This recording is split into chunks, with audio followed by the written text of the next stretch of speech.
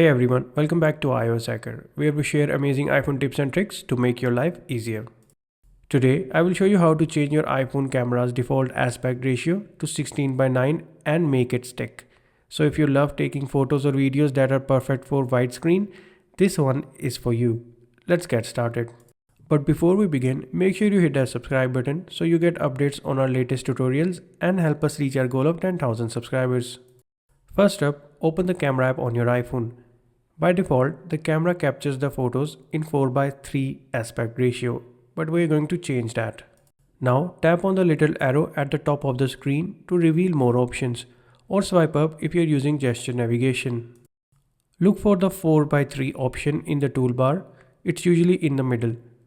Tap on it and select 16 by 9. Here's the catch. Changing the aspect ratio only works for the current session. Once you close the camera app, it reverts back to 4 by 3. But don't worry, there's a quick solution for that as well. Open the settings app and go to the camera section. Tap on the preserve settings and turn on the toggle for creative controls. By enabling this setting, your iPhone will remember the 16 by 9 aspect ratio every time you open the camera app.